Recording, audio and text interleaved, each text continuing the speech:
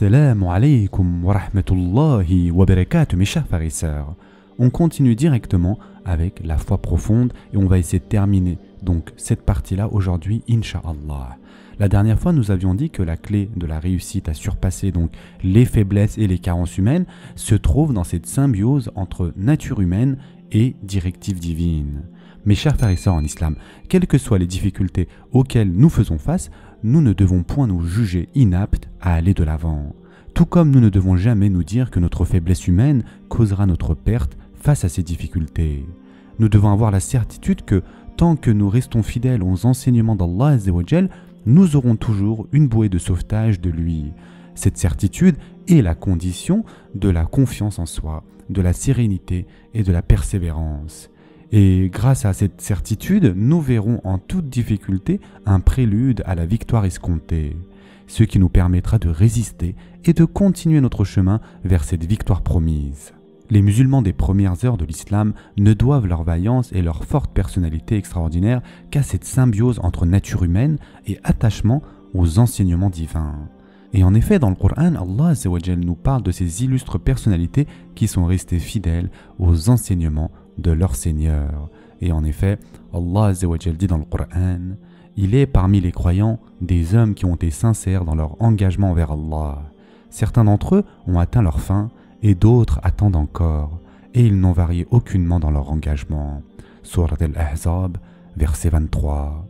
Aux antipodes de ces gens éclairés, nous trouvons d'autres personnes qui se couvrent d'ignominie en trahissant leur engagement envers Allah Azza wa Jal, oubliant la teneur du verset dans lequel Allah subhanahu wa ta'ala dit « Et il sera demandé compte de tout engagement vis-à-vis d'Allah » Surat Al-Ahzab, verset 15.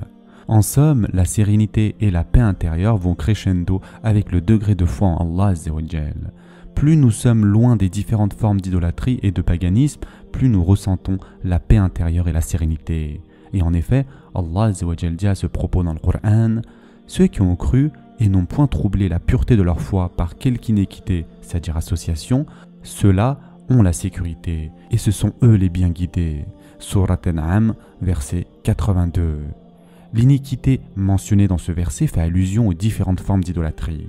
Et quiconque donc arrive à se purifier de ses pratiques et croyances idolâtres aura la sérénité et la paix intérieure.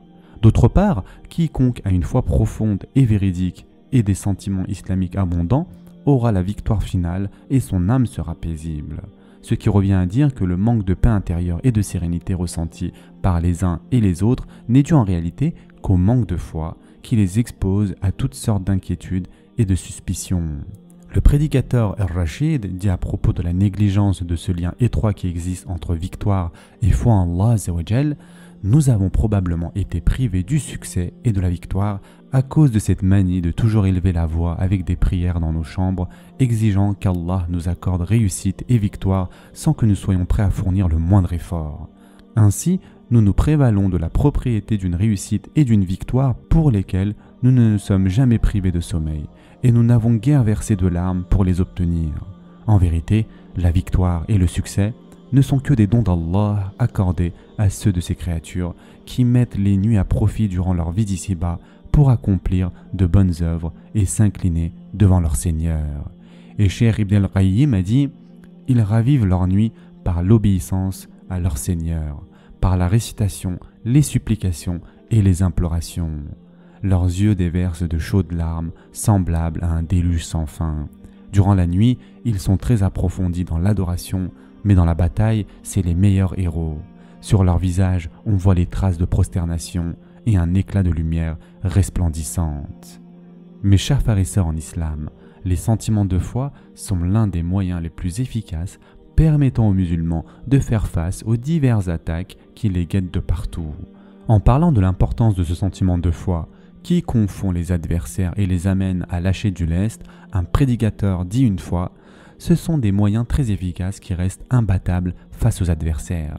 Quels que soient les moyens dont disposent ces adversaires, ils sont toujours impuissants face à des gens qui ont foi en Allah Azza wa Jal et qui sont persévérants dans leur relation avec le Tout-Puissant, devant qui ils s'inclinent humblement dans leur retraite nocturne jusqu'à en arriver aux larmes. Mais hélas, il arrive souvent qu'aux prises avec des adversaires, dans des débats ou des confrontations intellectuelles, certains croyants négligent le moyen efficace qui est en amont et en aval de tout triomphe, ce moyen qui est en l'occurrence l'invocation d'Allah Azza wa Jal en toute intimité.